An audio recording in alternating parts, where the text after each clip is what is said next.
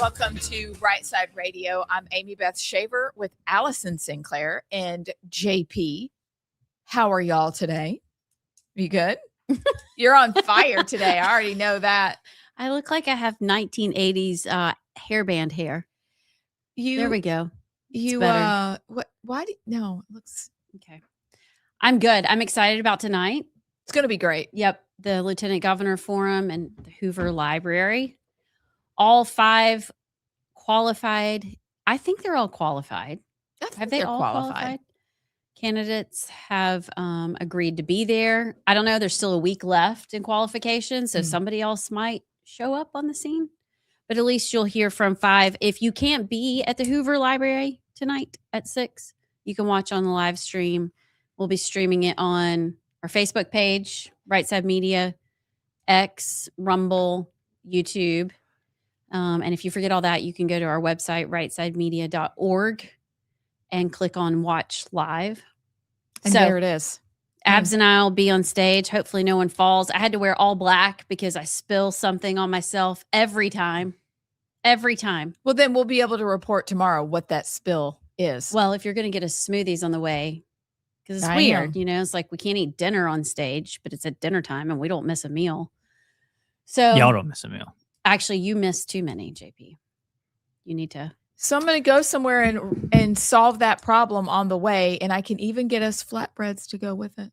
Because you know that good chicken pesto flatbread number is delicious. That number, little ditty. That's good. Okay, you guys, there's a couple of things we are talking about today. It's going to be a great day, for the record. We're going to talk about WEF, the World Economic Forum, when we dare take a plunge into those scary waters. However, we're America, and we have Secretary Lutnick, who put the world on notice about where we stand.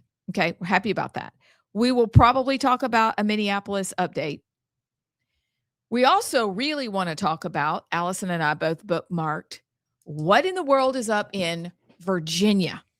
Virginia has fallen. Oh my gosh. So we're going to talk about Spanberger, and in the span of, well, it's been about 36 hours, how she's already wrecked her state. But more importantly, JP has a hilarious story. We need to discuss the national championship. And perhaps, I don't know if I have Clarence, to talk about the funny text thread between us today. But we may go there too. So this is what you're staying tuned in for. And we're just going to dive in. Okay? We're diving in. Number 1, the national championship. Did you people watch that game? I did. Okay. Did it turn out the way you thought? I was a bit closer than I expected, but I kind of expected that ending. Yeah. Sinclair? Same. I thought it would be a blowout, and it was not. I mean, Indiana kind of pulled it together at the end, but I don't know. I didn't think Miami would be able to hang with them as well as they did, but it was a good game. It was a good game. Did y'all know that the quarterback, what's his last name? Mendoza. Thank you. So did y'all know that he was turned down as a walk-on for Miami a couple years ago? He's from Miami. Yeah. And he wanted to play there. That's where he wanted to go. But I didn't realize that he'd literally been declined as a walk-on QB at Miami. And look at him now. Gonna be the number 1 pick. Heisman winner. Mm-hmm. That's fabulous. He's a stud. He put the team on his shoulders. That one touchdown that ended up being the game-winning touchdown was amazing. Of him leaping over, like taking a 10-yard leap. It was pretty incredible. Yeah. There's a lot of stories like that of quarterbacks that were overlooked and maybe didn't have all the stars, but they, got gritty and from experience became so good. He's one of them for sure. It's such a good story. That was the moment I was like, oh. And then to see his mom in the stands all those times. And I thought, that's precious. What a precious family they are. No wonder his faith is what it is. He's unashamed, which is beautiful. But we were pulling for Miami. It was closer than we thought it was going to be. Why were y'all pulling for Miami? Well, Okay. You know what? I don't know if my boys would say this is why, but both Chris and Will were born in Florida. And so I think they just decided we're pulling for Miami. I don't know. I didn't want Miami to win, but also I still had a bit of a grudge against Indiana for if you knock my team out, I'm rooting against you the rest of the playoffs. Well, that's usually where Chris falls. But I bet if I asked him, is it because you were born in Florida? He'd say maybe. No one knows. My family and friends, whenever that happens, they're like, yeah, but we want to be the team that lost to the national champions. And I'm like, do y'all have no pride? That's so sweet. Where is your pride? Yeah. Replay that in your head. Yeah. We want to be the team that lost. Yeah. I don't know. Miami's just a little thuggish. A little? Yeah. Their mascot is a coked up Michael Irvin on the sideline. Now, what is that? Yeah, That's weird. weird. He came in with a bag of Coke every game. No, wait. Are you serious? No, but look at him. He looks like it. Look at him. Yeah. He looks like it. So do you think Indiana repeats? I mean, because now they can get whoever they want. Whomever they want. That might be their downfall, though. I think they were so good because they were scrappy and they had to play together. And that whole we don't have any 5-star recruits is pretty powerful. But I did see Mendoza's brother is entering the transfer portal. I don't know what that means. Where's he going from or to? I don't know. He plays at Indiana. Does he? Was the backup quarterback, which is weird. To his brother? Yeah. Oh. But they had somebody coming in that was kind of a big deal.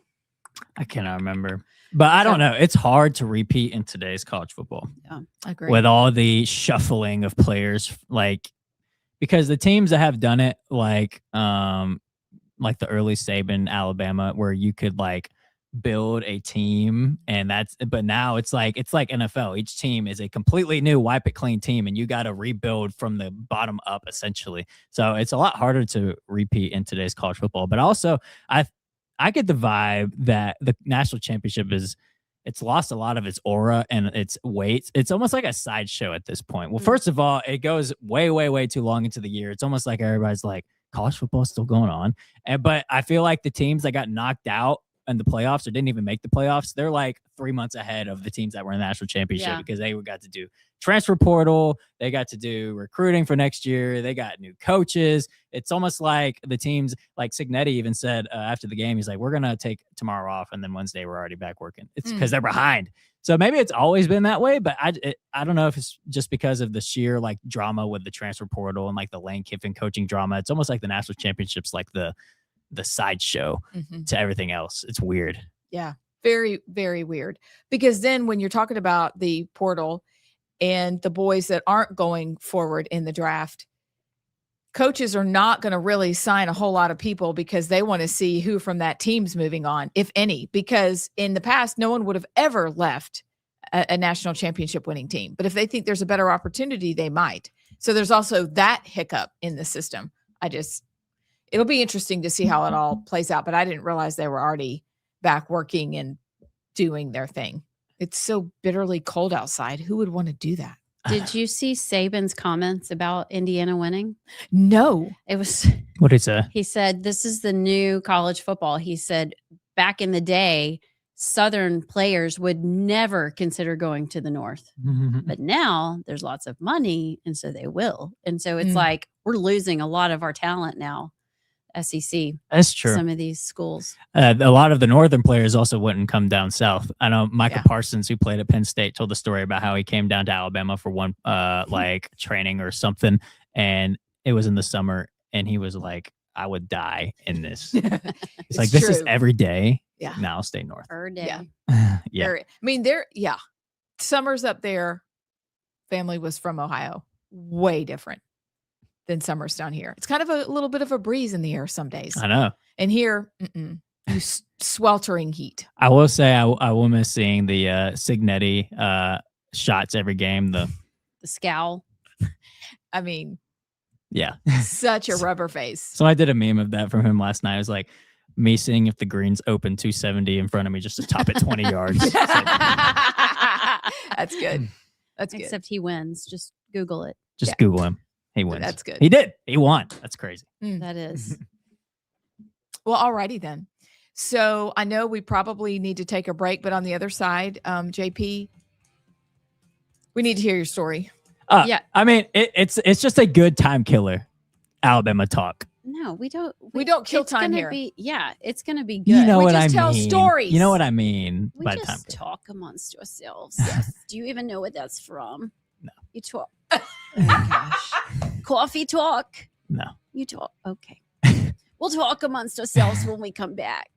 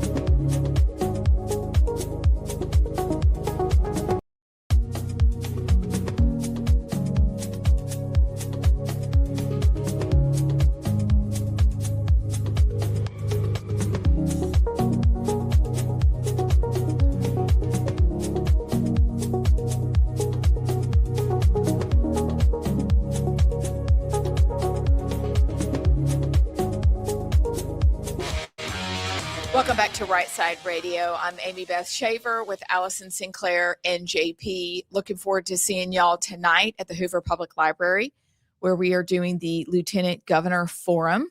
Just hearing from each candidate, asking a variety of questions, just so that you can get to know who's who and who you might want to consider voting for. It's as simple as that, but we'd love to see you.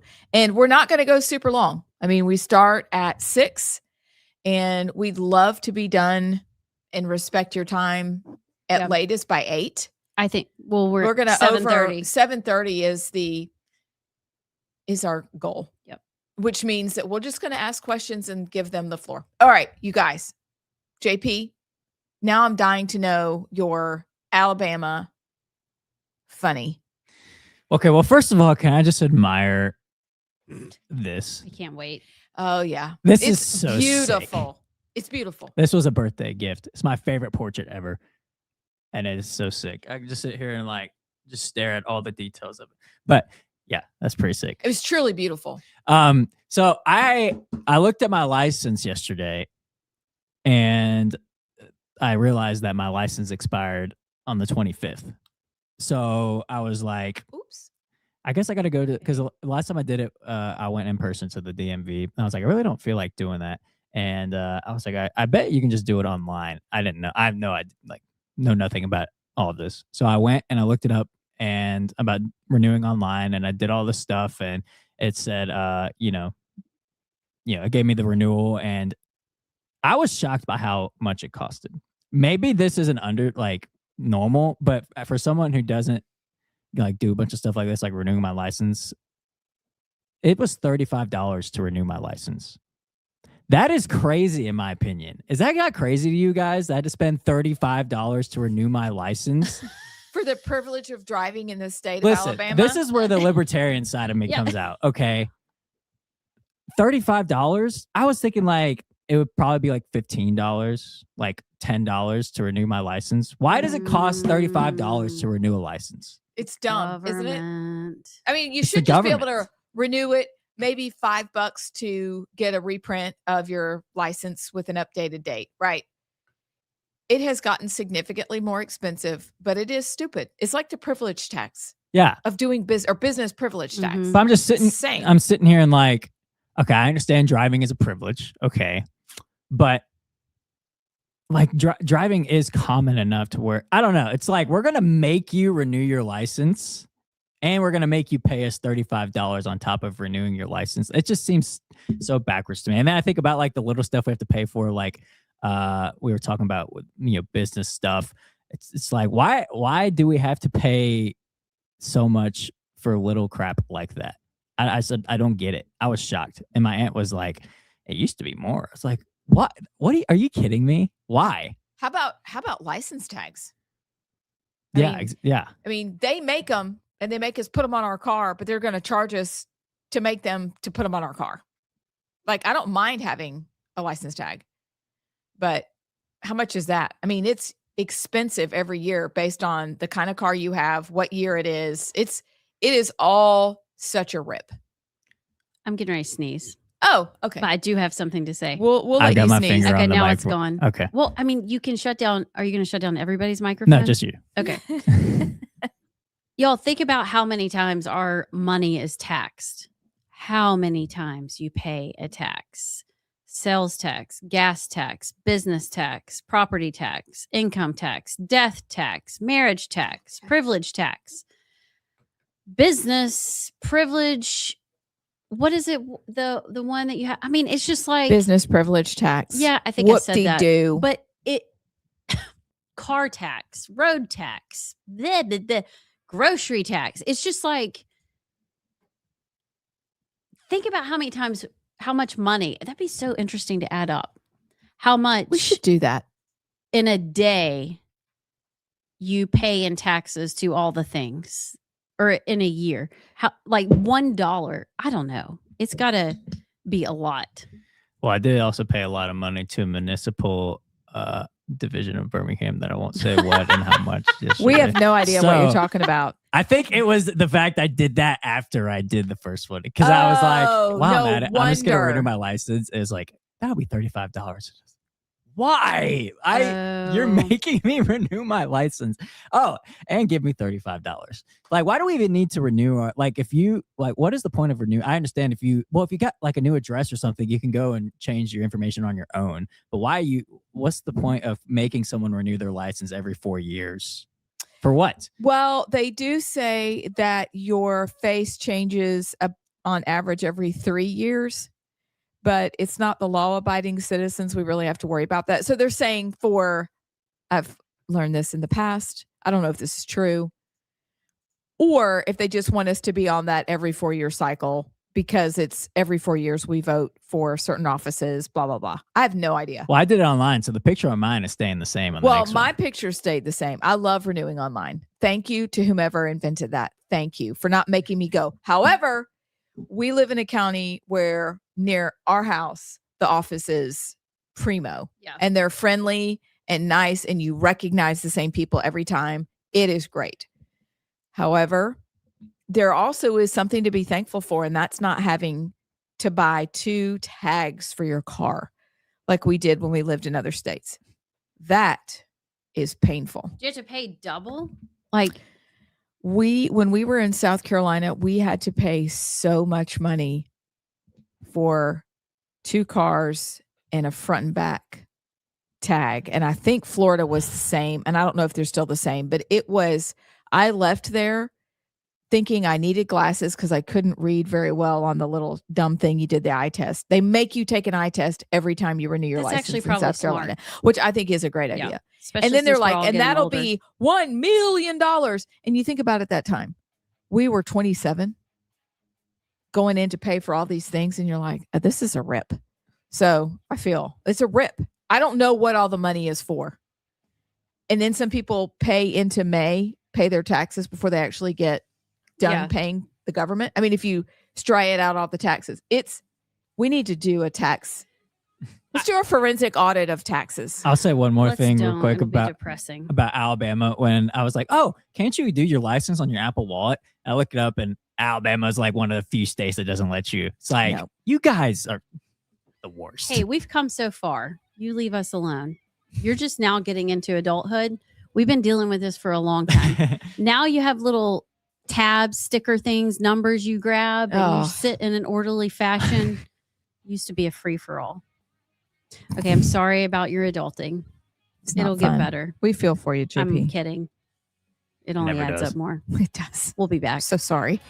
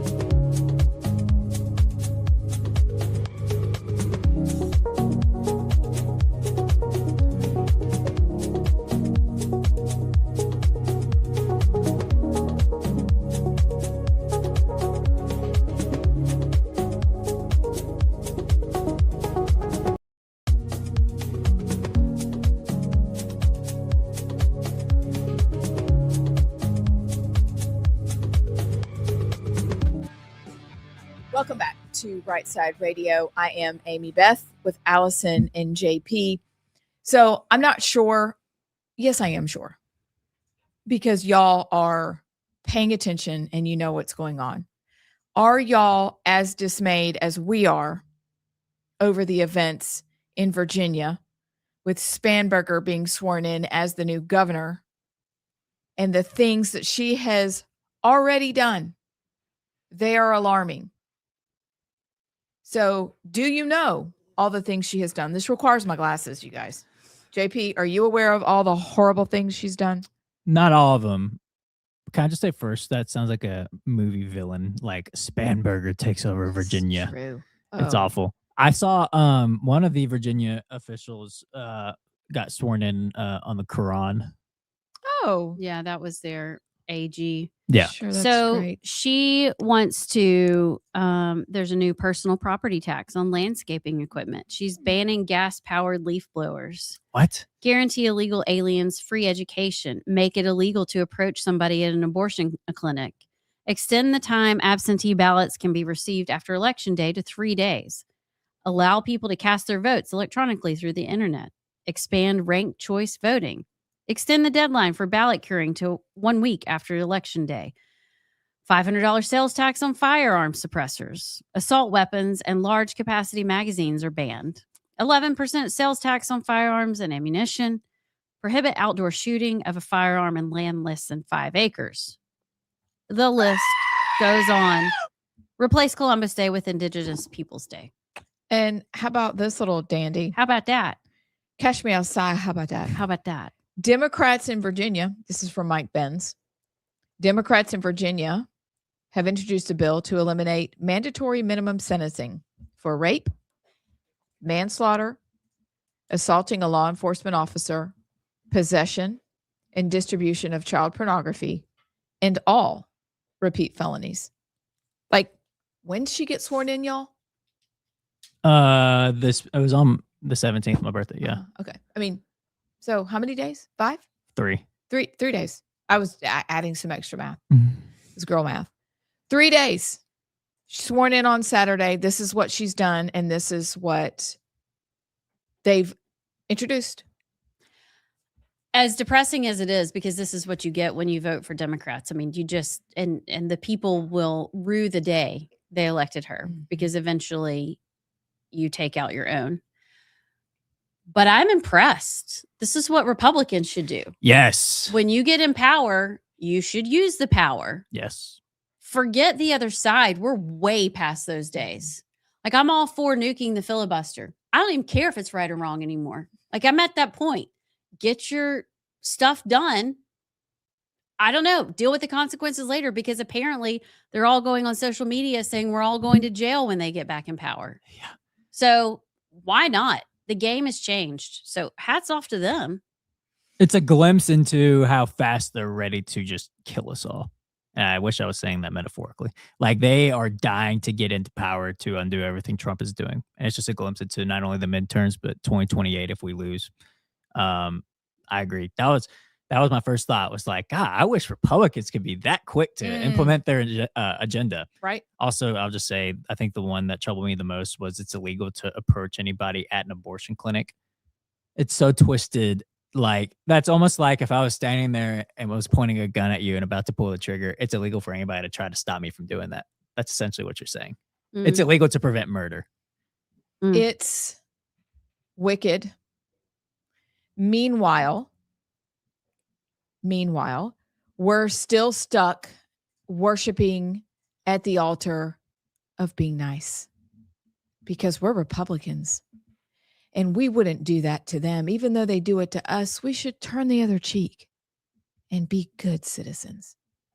Where are the Republicans with a backbone and gumballs? Where are they?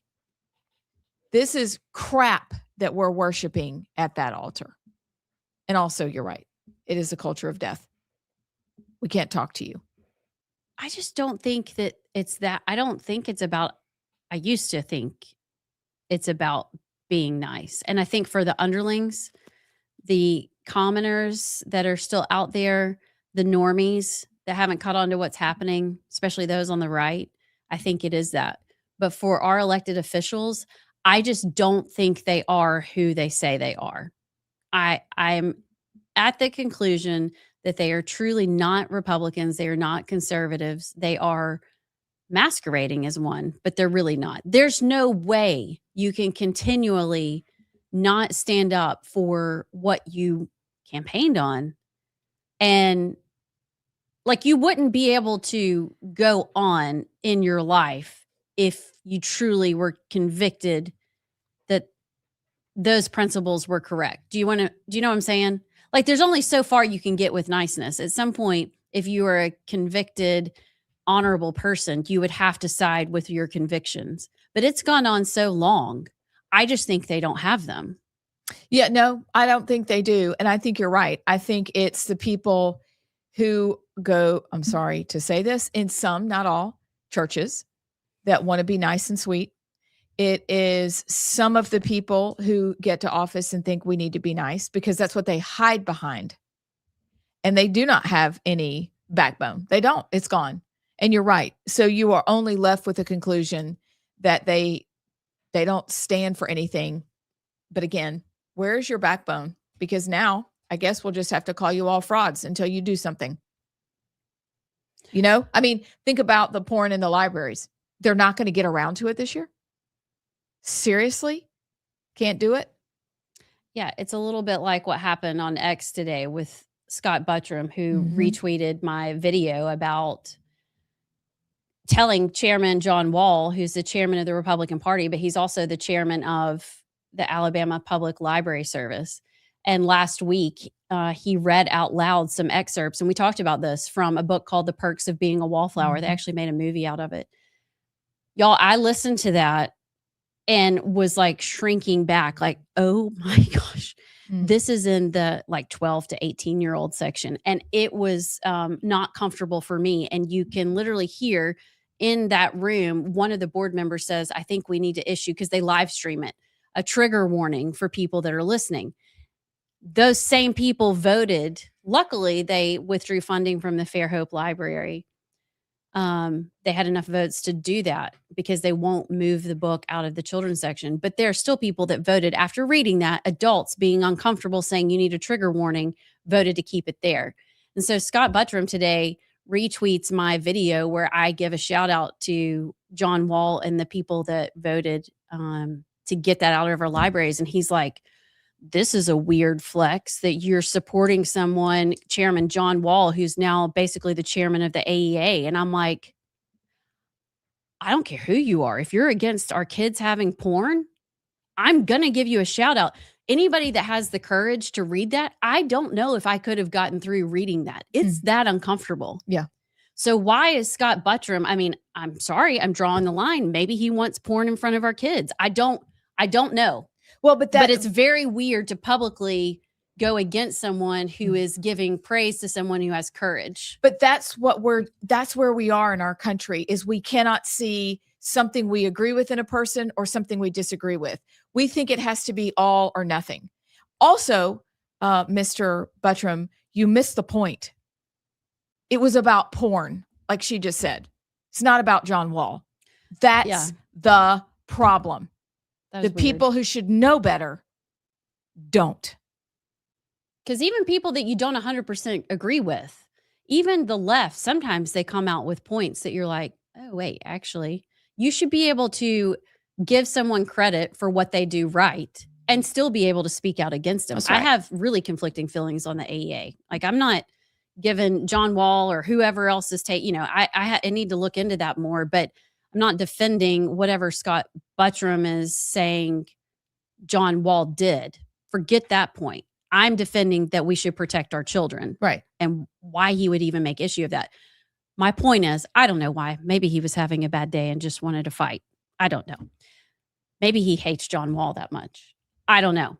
But my point is, at some point, your actions and your words tell me who you are. And so if you continually act like that to our legislators, I don't know what other conclusion to draw if you continuously don't do the right thing. Dale Strong, Adderholt, Rogers, if you continue to vote for USAID and NED, I don't know what to call you. You're not what you say you are. A Republican. There you go. Well, and I think part of it too is, and we've talked about this a lot, Christians have been gaslit to keep church and state separate, even though it's not even what it means. But to the left, the politics, this is their God. They're giving their all to destroy America because that is their God. The way to beat it is that Christians need to learn that their faith and politics actually goes together. Right. And also, once again, the theological, discussion about it's just going to get worse before it gets better. So don't even try anything. So, and that fallacy, but I think that is the main reason, is that Christians can be told church and state are separate and they listen, but to the left, they don't have a God. Politics is their God. That's why they're so effective at it. So if we're going to become effective at it, we need to realize that our Christian faith and politics actually merges together into one. It does. It fuels us. Yeah. And it's part of the reason why we exist. And we're glad you tune in every day, because there is no upper floor, bottom floor as far as that goes. The church and state. You're exactly right, JP.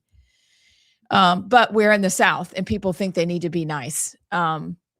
Was it nice when the people broke into that church and interrupted them? I mean, because that's where we are. Yeah. So we're in the upside down, and we better get our lives together and start fighting back like we mean it, because you're right. They always have a plan. They're always willing to fight back. And meanwhile, we're on the side of, I don't like that man because of what he does. I don't like John Wall. Okay. Come on, buddy. Well, we're talking about porn. Get it right. I think especially our priorities are screwed up in Alabama, but especially nationally, Republicans are in the country club politics. Like it's the good old boy club, and it's it's like a fraternity to be a politician. Yeah, we're not in it. And Democrats, it's like, I'm going to kill you. I'm going to slit your throat and kill you. And that's why they're so effective. And like I said, I wish that was metaphorical anymore, but it's not metaphorical anymore. But what are you saying about the Republic, or what are you saying about Alabama politics? And Republicans, it's like, give the Democrats a bone. He's a good guy, or they get into politics to have the handshakes and the hangout. Not all of them, but the ones who don't normally get ostracized. But I think it's the good old boy country club Republican, in Alabama, but also nationally with like the Mitch McConnells and such, of like, that's why they're so establishment. But that's why the left doesn't have that problem, because their God is politics and they are in a death cult and they want to destroy America and Republicans, whereas Republicans don't have that killer instinct because it's soft and squishy, get along. Yeah, that's the problem. I think I need to make a retraction. What's that? I think I just said words that insinuated that I don't know how I feel about the AEA. That is a complete lie. The AEA is they are evil. They should never be funded. Republicans should never, in my opinion, take money from them. They work against us. There are other options for the people in Alabama. My point was, I don't know specifically what Scott Buttram was talking about regarding John Wall being the leader of the AEA now. That's all I was saying. But the AEA is bad. They're leeches. Right, Yeah, but porn and books is worse. Well, yeah, right. Right. That's what we're saying. Priorities, guys. Yeah. I don't like him. Therefore, let's keep porn. Yeah. I'm going to give him the benefit of the doubt that he didn't mean it the way it came out. I like Scott, but yeah, that was a bit. I've actually never met him. We follow each other on Twitter, but I've never met him. I've met him he several could be times. A great guy. He's a great guy to hang out with, but Yeah. I didn't. Yeah, that one was bizarre. It's kind of weird. Mhm. But thanks for doing that. Thanks for the retweet and the publicity, and for giving us content, because it kind of proves our point here. It does. Shout out to Scott Buttram. We'll be back.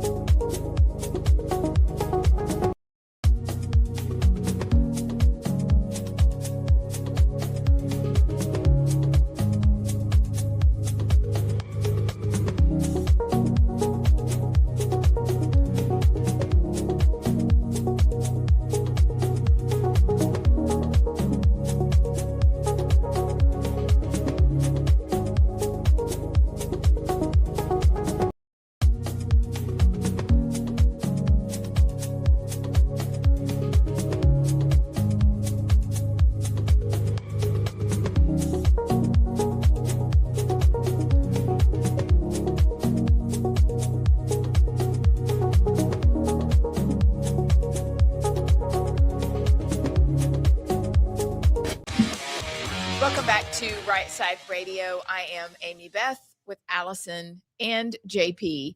So before we head into the 3:00 hour to talk about an update from Minneapolis and take a plunge into the icy waters of the World Economic Forum and what's happening there, we have texts. Oh, and Alabama news also.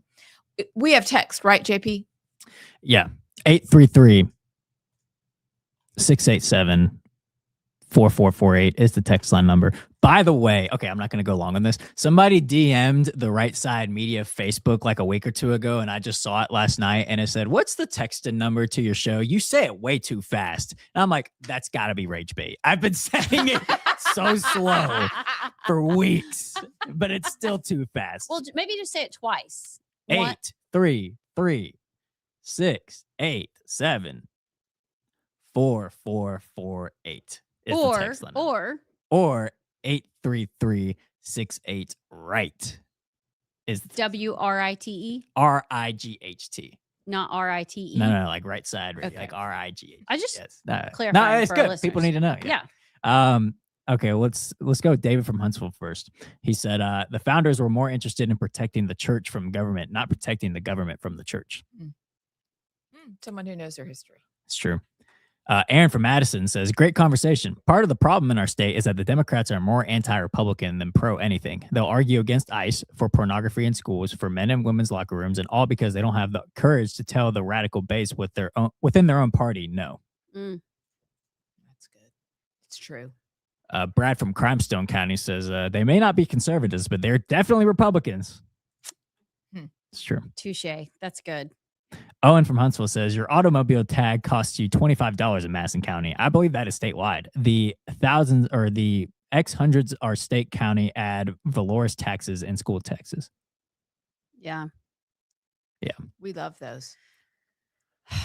Nofri from Lexington says, hazard materials license has to be renewed every 4 years, fingerprinted every 4 years. My fingerprints haven't changed and are not going to change. It's a ripoff. That's a good point. That's so good. Missy from Falkville says, don't forget, you have to pay tax when you collect Social Security, which is money you have already been taxed on. There you go. That's my point. I mean, if you could follow $1 bill for 40 years, think about how much tax is placed on that dollar bill.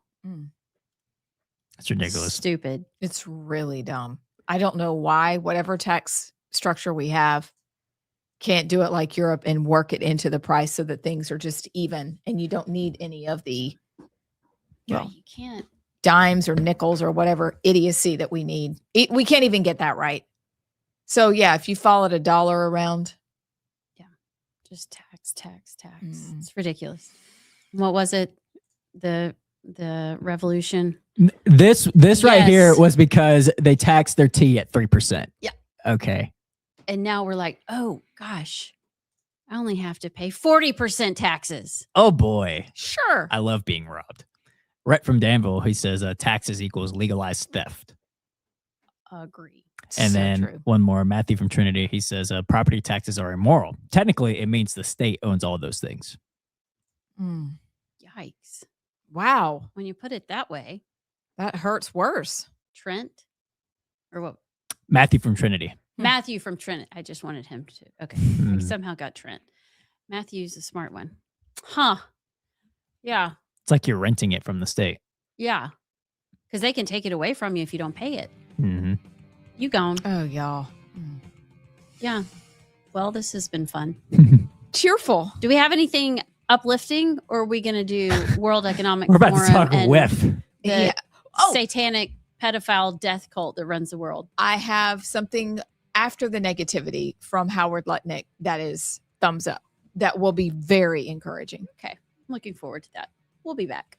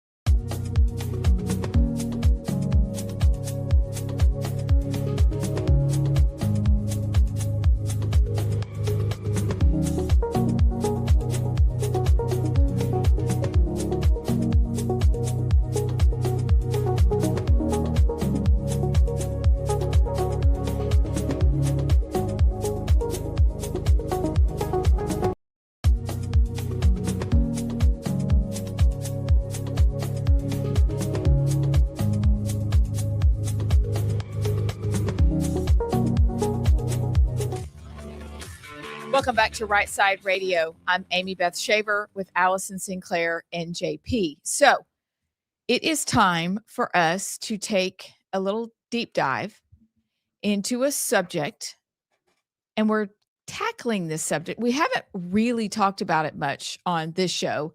Allison and I have talked about it a lot in the past, but we're doing it because the groups of muckety mucks that think they've decided for the whole world how the world should run are meeting right now in Davos, Switzerland.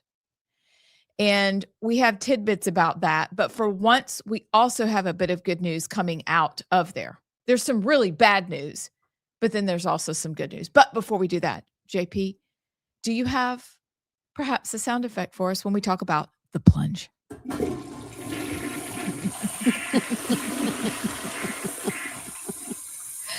Which isn't that where this idea from the World Economic Forum, all of their ideas should be sent, is down the toilet into the pipes. It's such a long flush. It is a beautiful, perfect. You know what? It's an anti-WEF flush because they would say that you need to have a climate-friendly option. I was going to say that is a healthy 1980s flush. It's like an oblong toilet. Maybe your grandmother had like the rug, on the top. Maybe a mauve. My Nana didn't, but I'm just saying. With I know the seashell soap. Yes, the seashell soap, and perhaps a little tiny wax cups that you got like a droplet of water afterwards, after you washed your hands, and then you had your little sip peach and of water. Turquoise and so soothing. The bathroom experience back then. Anyway, but I love the long flush because it's antithetical to everything the World Economic Forum stands for. And we all probably remember that the World Economic Forum was founded by, drumroll please, Allison Sinclair. I hope it's George Soros, unless it goes back further than that. Well, Klaus Schwab. Yeah, I was about to say, isn't he on the Klaus outs? Schwab. Didn't he announce his retirement? He did announce. She knows that it's Klaus Schwab. Yeah, but and his death, black spike, his weirdo stormtrooper. Yes, Sorry, Klaus Schwab. So he's gone, but both men, Klaus and George, have that accent. You can barely understand what they're saying. You will eat the bugs and you will have nothing. You will like it. You would like it so much. So they're meeting. And it's 1973. This is when Klaus Schwab started the World Economic Forum. Pause. Is this Schwab like Schwab Financial? Let's ask Siri. Okay, anyway. So he started it in 1973. Friends and neighbors, do we remember who Klaus Schwab's mentor was at one of the Ivy League schools? The guy that starts with G. Close. JP, guess. Sorry, I was looking up if there's a connection with Schwab, the bank. Ask it again. Sorry. Who was Klaus Schwab's mentor in college? Oh, is it a commie? Well, it's somebody that growing up, I thought, this is a great man. Oh, he was Rockefeller? Close. Ford? You're really close. Ford? Starts with a K. Henry. Koch? Kissinger? Kissinger. Oh. No. Yes. That was Schwab's mentor. Yeah, you're right. So he started the World Economic Forum. I know we know this, but just by way of reminder, because it's something that you want to just put out of your mind. Because you would think, surely they're over there in Switzerland doing their thing, and it has no bearing in Alabama except for the districts that we have in Alabama that was randomly introduced. But we'll get that later, like on another day. But they're meeting right now because this group of muckety mucks have their foundation in some things that are very wrong. And Kissinger wrote one of the manuals. They're all on my iPad, thanks to Larry Taunton, who taught me all about this a couple years ago. But like the Club for Growth, people, the Rome, I don't even know. Like there's so many groups, Council of Rome, that came together to write these books, and their dire warnings about what should happen or could happen. The Kissinger report is one of them, all based on two things. And they think it is their right to correct these wrongs. Both are wrong. One is the green movement. We know that's wrong based on faulty science. Is that like the cow fart movement? It is the cow fart movement. You can't It use is Aquanet you hairspray are anymore? going to eat the bugs and like it. Yeah. And you can't hole in the ozone, all the garbage, all based on reports and papers that these people wrote a very long time ago. Then you have Thomas Malthus, the Malthusian theory, that the world can only bear a certain amount of people. And we should right that ship. Population control. That's what this is what it's all based on, boiled down to its essence. The climate change scam agenda and overpopulation. So this is why we're concerned about Bill Gates. It's why he gives to all these hideous organizations for population control. It's why he should never, ever come up with another vaccine ever, because he believes there are too many people here. And in his own words, I'll go find it in the break, you can hear him talking about getting it right and reducing. He uses sweet words like reduce the population, by 10% in a talk out of his own mouth, recorded for the whole world to see. So just take out 1 out of 10 people. Yeah. And how can we do that? Vaccines,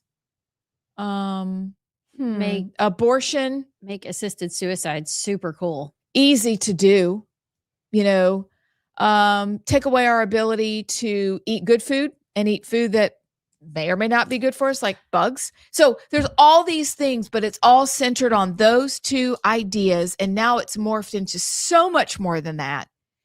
But it's these fussy, horrible people fly in on their jets. I found this out yesterday. They land at an airport. They get dropped off. Some of them even helicopter in to where this meeting takes place. But they tell us our carbon footprint is bad. Meanwhile, you can see their rows of jets just parked, just beautifully so.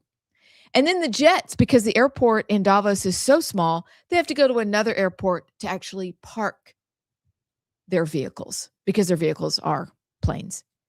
So they've decided that this is how it should go, that these people, leaders of the world, will tell us what we need to do with our climate, what we need to eat, how to reduce the population. And basically, at this point, you've heard this, y'all, it's gone from shareholder capitalism to stakeholder capitalism.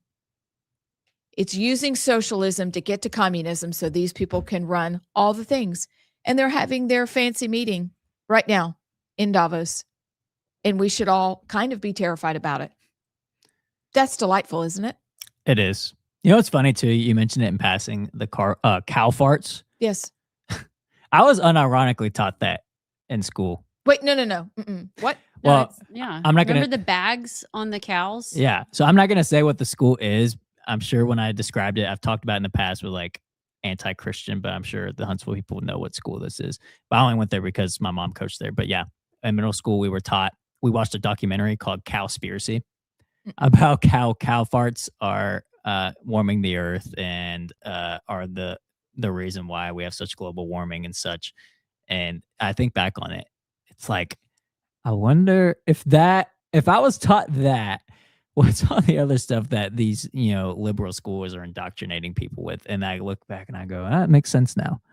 Because it's if you're an impressionable age and you learn ridiculous stuff like cow farts are warming the earth, imagine what other stuff people are believing. Like, I need to chop off my body parts because I'm actually another gender. Like, but it's just so ridiculous. Like, but there's an agenda with it, like you said, because the cows are warming the earth, we can no longer eat the cows, so you must eat the bugs. Yeah. There's an entry point. That's exactly right. And so it started out as really bad ideas and it's morphed into worse ideas, and it is economically based, and they think that they should be in charge of all the things. So it's terrible, but I'm still in awe that you were taught about cow farts. Truly. Seriously, that they taught you that, because if you think about and they've moved from a climate agenda now to being all in on AI. This is their newest push, but it's all based on these people having power at the top and it'll trickle down to us, and we'll own nothing, and we'll be happy about it. But when we come back, I have a clip of Lutnick. It's Howard, right? Yes. Howard Lutnick giving them the what for, and it's frankly delightful. And we say more of this, please. Right? When we come back. So I want to remind you, Inspire Advisors is one of our sponsors, and they are doing amazing work. Look, I know this audience. You're the kind of folks who believe in standing up for your principles. You're good stewards of what you have for resources. What if the companies you are investing in, though, don't reflect your values at all? Well, that's why you need to meet Paul Breyer and his team at Inspire Advisors. Inspire Advisors, experts in the field of biblically responsible investing. Look, they can help you grow your bottom line while also being proud of what companies you invest in. Inspire Advisors, you got to check them out. Here's their website, www.moneypatternwealth.com. That's Inspire Advisors, www.moneypatternwealth.com, and tell them you heard about it on Rightside Radio.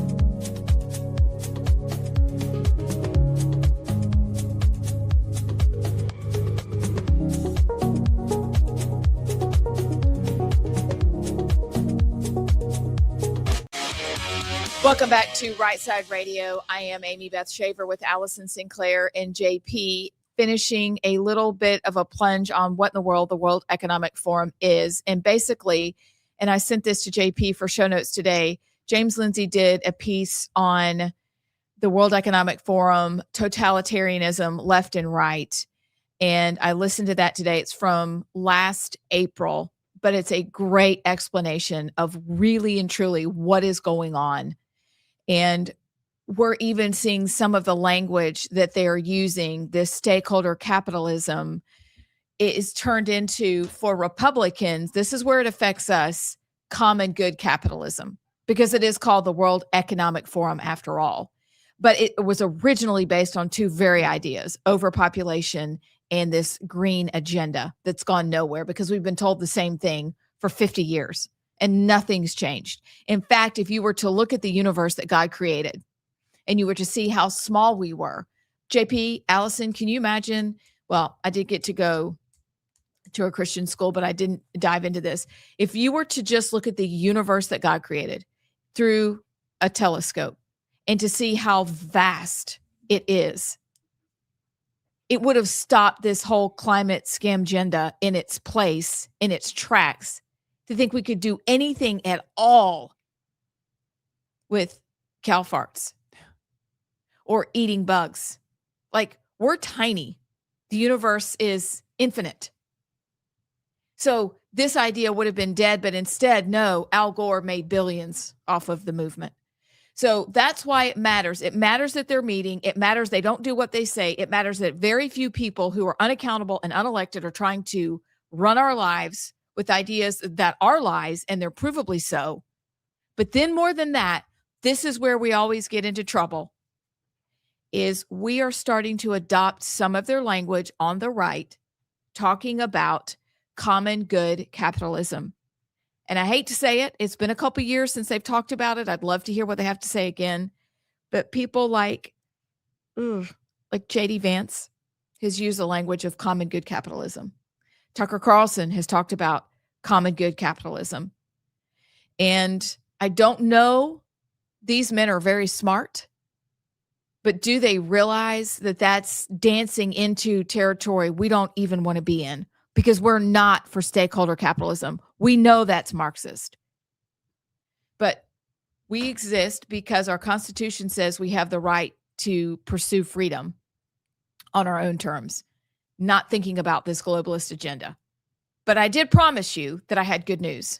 JP, could we just play that quick clip of Lutnick at the forum?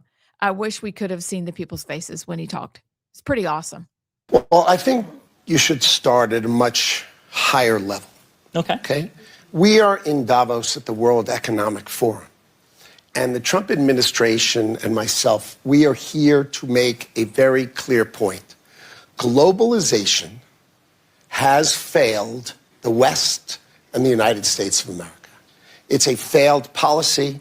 It is what the WEF has stood for, which is export, offshore, far shore, find the cheapest labor in the world, and the world is a better place for it. The fact is, it has left America behind. It has left the American workers behind. And what we are here to say is that America First is a different model, one that we encourage other countries to consider, which is that our workers come first. We can have policies that impact our workers. Sovereignty is your borders. You're entitled to have borders. You shouldn't offshore your medicine. You shouldn't offshore your semiconductors. You shouldn't offshore your entire industrial base and have it be hollowed out beneath you. You should not be dependent for that which is fundamental to your sovereignty on any other nation. And if you're going to be dependent on someone, it darn well better be your best allies. Okay? And so that is a different way of thinking. It is completely different than the WEF. I viewed the WEF as not a flagpole in the middle, but in fact, they are the flag. Whichever way the wind blew, so it blew. You should have solar, you should have wind. Why are you going to do solar and wind? Why would Europe agreed to be net zero in 2030 when they don't make a battery. They don't make a battery. So if they go 2030, they are deciding to be subservient to China, who makes the batteries. It's good stuff. That's really good. Really, really good. Isn't that encouraging? Yeah. Very, like, I hope he makes it out alive. Seriously. I know. Klaus Schwab and his stormtrooper outfit, Darth Vader, is going to come get him. Mm-hmm. It's scary. Well, it's like the snippet of Trump's, I think, 2015 or 16 speech of, it's Americanism, not globalism. And it's so encouraging because it's finally okay as America to say we are the West and we are going to dominate via Christianity. We're going to dominate via capitalism. We're going to dominate with all the right things. And globalism wants to destroy that. And we're not going to let it destroy that. And they want to destroy it via open borders. They want to destroy it via, way too much free trade where the West and America doesn't even make anything. And now we're turning the tide of, well, you're not going to tell America what to do. We're just not going to listen to the globalist agenda because we prioritize Americanism. But this is the kicker, like I said, the Americanism is not just America, the flag and the land. It is Christianity, and it's all of what has made West successful ever since Rome.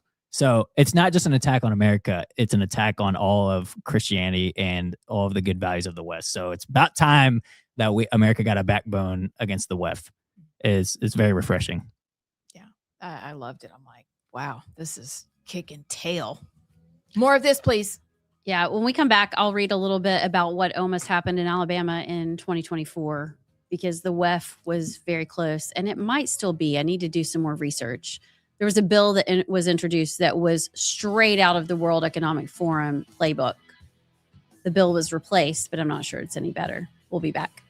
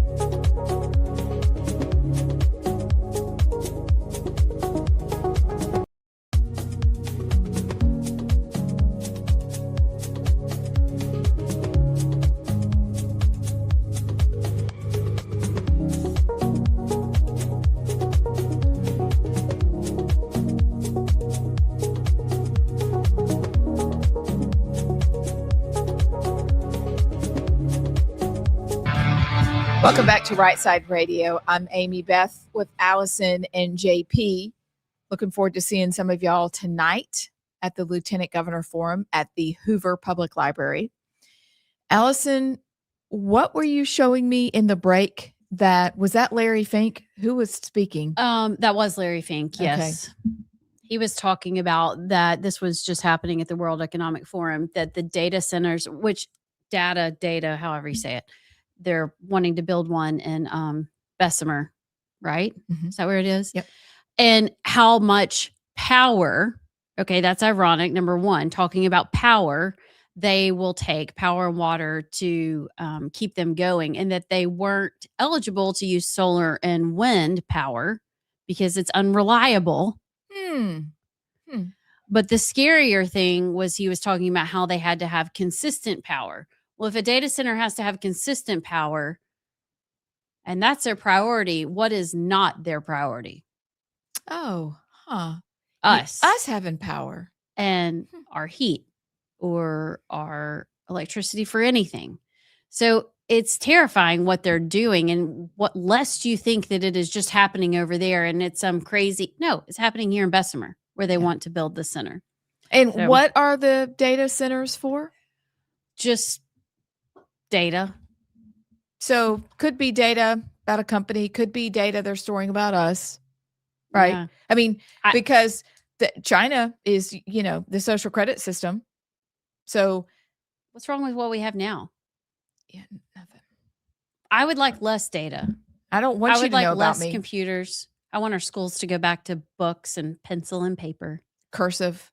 Get rid of the computers. But what I was talking about before we went to the break was 2 years ago. It's so crazy. And of course, a Democrat carried it in the House. I think it was Neil Rafferty, if I'm correct.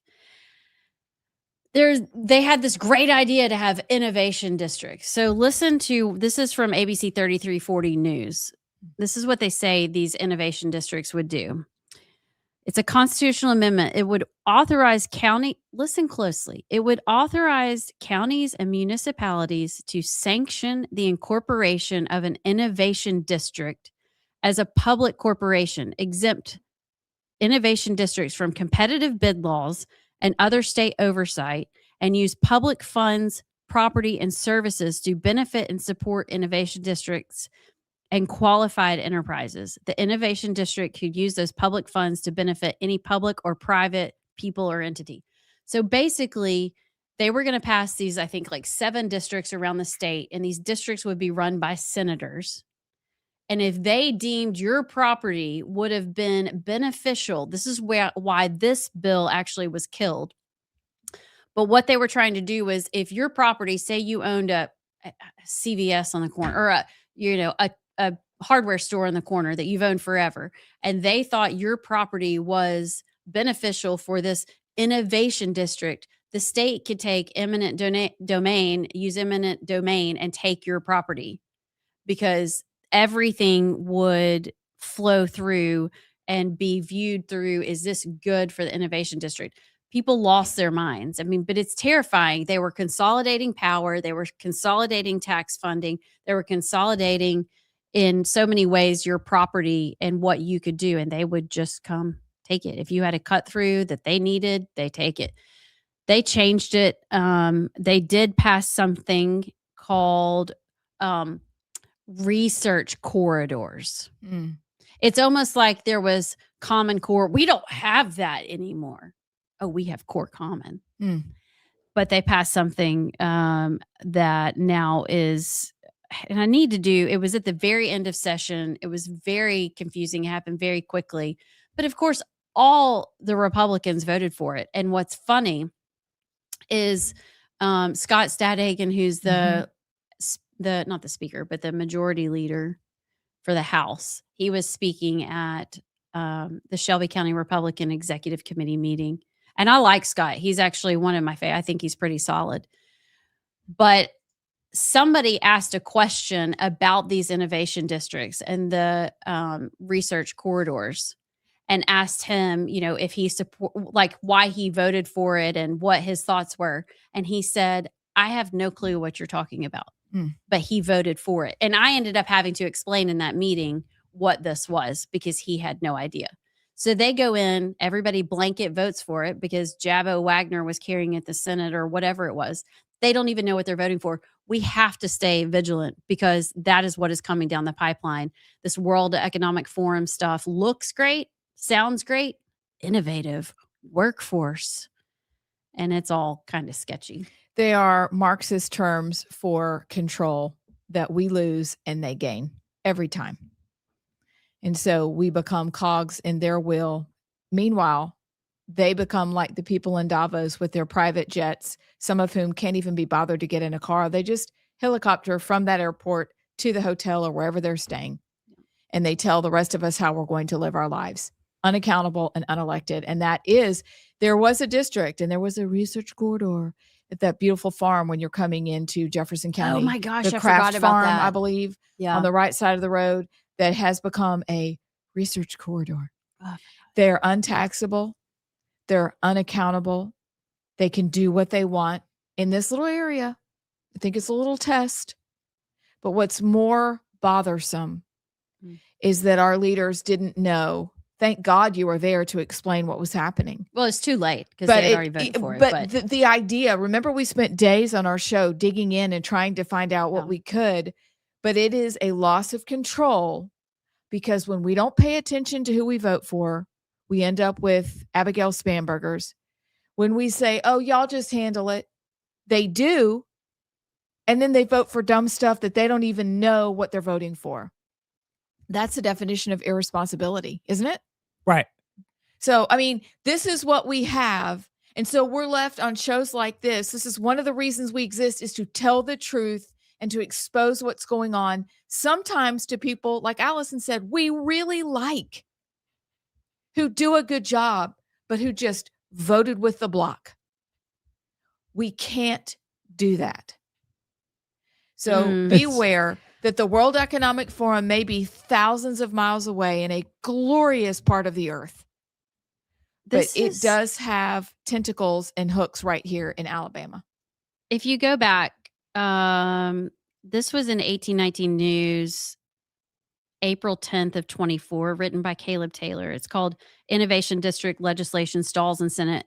Quote, one of the worst bills I think I've ever seen. And the bills were, now I remember this, were part of the Working for Alabama workforce package that Kay Ivey and Will Ainsworth and the BCA put out, carried by my Senator Dan Roberts and Senator Minority Leader Bobby Singleton. So it was bipartisan. Crazy enough, Arthur Orr, who's sometimes kind of squishy, I really like him. Sometimes he's so strong and sometimes I'm like, what are you doing? Said this is one of the worst bills I think I've ever seen. And I may have had some bad ones in my time. And I may have had, like, carried some bad ones in my time. The eminent domain power, once you let the genie out of the bottle. Anyway, thank goodness they killed it. But like you said, I forgot about the Kraft Farm piece of property that they took over and did that with. And I think they purposefully make it confusing. Oh, yes. And they do it at the very last minute. So watch this session. They say there's not going to be anything controversial. I don't believe that. I just really don't. But aren't we glad we're all friends here? And we can tell you what they're doing. And, you know, when it comes to the people, we're attacking the problems. And the problems are the subterfuge, that fancy word that means you're being obtuse. You are being difficult about what you're trying to do and get past. So we're going to talk about the problems with that because it's disingenuous, it is not honest, and it is smarmy. You know, we don't want stuff like that. We want to know exactly what's going on. We want to know why you voted for what you voted for, and we want to know that you're looking out for the people of Alabama, because we look out for you every couple of years when we vote for you. We need you this time. We need you to really look out for us. So thank you in advance. I'm thinking, I don't know if our listeners are even curious about this, but I kind of want to see if Arthur Orr will come on because he was instrumental in revamping that bill and getting us to the research corridors. So I wonder if he could come on and explain, like, why this is better and what we're actually dealing with. I don't know if anybody else is interested in that, but it's it's talking about the only way to get rid of a board member. That's the problem with Alabama. We set up these commissions, and look at the marijuana commission. It is a disaster. Like this whole thing, ABC board, there's so much corruption. And it's just, once you start down this road, there's no taking it back. So I'm curious what road we're on. Session ended and I kind of lost sight of it. Maybe we need to revisit that. Let's revisit. Because remember, it took us days to even find some answers. Yeah, it was wild. It was super weird, but that's okay.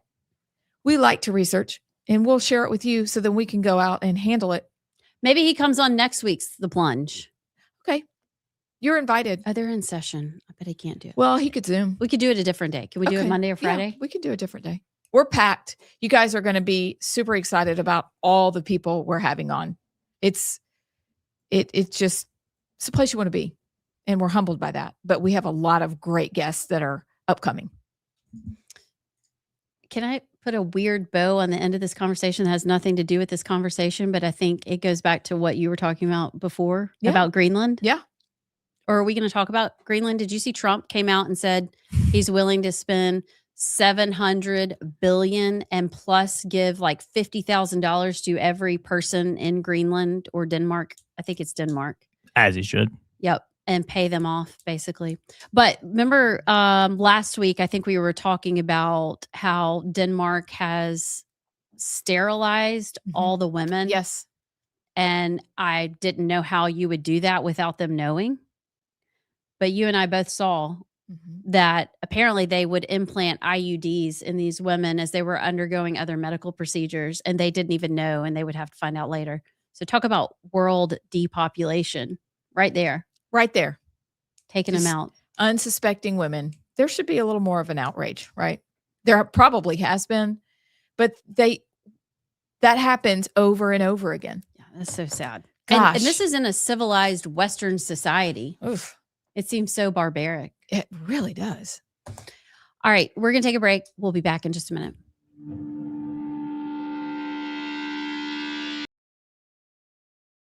Hey, my friends, Phil Williams here. You've heard me talk about Inspire Advisors, how Paul Breyer and his team at Inspire Advisors will help you grow your investment portfolio while also screening out the companies that don't stand for conservative Christian principles. Look, they are experts in what is known as biblically responsible investing, and they are now offering a limited opportunity for a free class on that BRI. Check out the class, register for free, their website, www.moneypatternwealth.com. It's godly, it's conservative, it's financial freedom, y'all, with Inspire Advisors at www.moneypatternwealth.com. Check them out. Tell them you heard about it on Rightside Radio.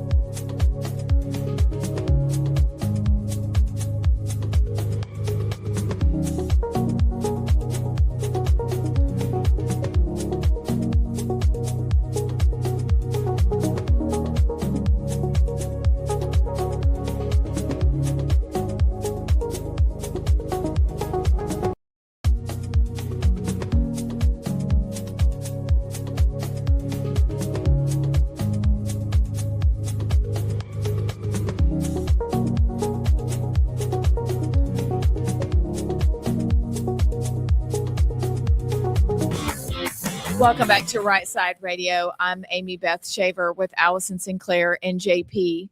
So, y'all, closing out our portion of the show today. Do you have any Alabama news, or do you want to save that for tomorrow? There's always Alabama news. Well, there is. There's always Alabama news. Real quick, we're going to have to leave last hour of the show because of the Lieutenant Governor Forum we are hosting. If y'all want to go to rightsidemedia.org to watch the live stream live tonight, we'll be hosting it alongside Alabama Policy Action. And you'll see it starts at 6 o'clock Central. So if y'all want to tune in, but that is why we're bugging out the last hour of the show today. And JP basically is recording, filming, live streaming the whole thing. So we can't exist without JP and his technical wizardry. So you won't see him, but just know without him, you wouldn't see anything at all. Sure. So it's true. It's true, JP. It's fine. But what do we have going on in Alabama that we can get ready to talk about even again tomorrow? Well, Yellowhammer just released new poll numbers. Grayson Everett has a story. They polled the Senate race and the Attorney's General race. No, it's Attorney General race because Attorneys General is plural. Yeah, but there's only going to be one. Yeah. They're not Attorneys General. No, they're not. Yet. Okay. Now, this poll came in before Barry Moore got the endorsement. Okay. So it'll be interesting to see how much the endorsement pushes him up in the polls. Mm-hmm. Y'all want to take a guess what everybody's at? Don't look at my phone. Okay. JP, you go first. This is Marshall. This is Moore. This is Hudson. Yeah. Rodney Walker, Morgan Murphy. I'm going to say, okay. Well, I can't ask that. That's too much of a hint. I'll say Marshall is in the lead, plus like 7 or 8. No, give me numbers. Like what percentage of voters say they're going to vote for Steve Marshall? I'll say like 40%. And then I'll say Barry Moore is like in the 20s. Jared is probably teens. And then Rodney Walker, I don't know. No offense, Rodney Walker, but I would skew it about the same as you just did. I think that's fair.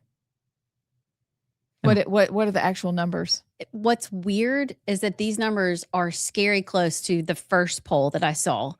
The only one that is moving is Jared Hudson. Steve Marshall is at 26%. Barry Moore is at 13%. Jared Hudson at 10%. Rodney Walker 2%. And Morgan Murphy 1%. 48% undecided. That's a big undecided. Yep. Wow. That's a big undecided. Well, okay, so you said this poll was before the Trump endorsement, so I wonder how much that would skew it. That would answer our question of how much weight a Trump endorsement holds on these races. Okay. It'll be really interesting to see that, and I'm sure they'll run another one. That makes more sense now, hearing that poll. But I think Steve Marshall's name ID across the state has him firmly in the lead. Barry Moore has his following for sure. People that he's worked with or that are very loyal to him. Jared, people know him from running in Jefferson County for sheriff, Covenant Rescue. But as he gets out, he clearly, I think he started out in one poll at like 3 or 4%. Morgan Murphy came out and has $1 million in the bank, but is only polling at 1%. Oh, wow. Rodney Walker is self-funding, has a ton of money, but is only at 2%. So be curious to see if any of them drop out. Attorney General race. Let's guess. This is wild. So this is Jay Mitchell, Catherine Robertson, who's the current Deputy Attorney General. I think that's what she's called. Something right under Steve. And then Pamela Casey. Okay. So 3 in that race. Somebody take a stab at what these numbers are. Oof. If that last batch of people were undecided, I'm going to go with that it's going to be pretty similar. I would think for name ID. Well, but Jay Mitchell was on the Supreme Court.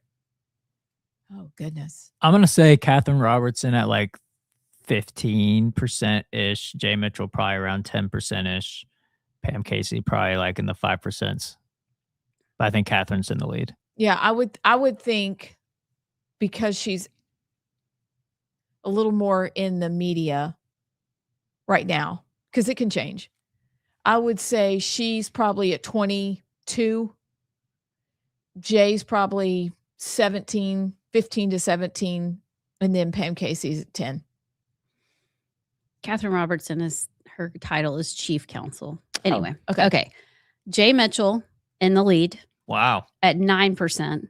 That's so low. Catherine Robertson, 8%. Pamela Casey, 8%. What? Wow. So it's essentially a toss-up. Okay. It is an absolute, I mean, I don't know what the margin of error is, 2 or 3 points usually. So they're all tied. That's scary. Crazy. Catherine Robertson got all the endorsements. I had no idea. You know what, though? I think the last couple of years have showed us how maybe before is a little bit like, oh, it's the attorney general. But it's proven to be a very important office. So what do you think? Okay, so Pamela Casey is a district attorney somewhere. I can't remember where. Catherine, is that the music? Catherine is in the attorney general's office now. Jay is on the Supreme Court. I mean, they all have experience, really good, kind of different experience. So I'll be curious to see where the voters land on that. Yeah. Wow. That's fascinating. Yep. One to watch for sure. Is this the first day we didn't get to Would You Rather? Would you rather get $100 or 100 lottery tickets? $100. Yeah. $100. Yeah. We're all so lame. We really are. A lottery is a tax on stupid people. All right, we'll see y'all tonight in Hoover for the Lieutenant Governor Forum. If not, you can catch us online, rightsidemedia.org.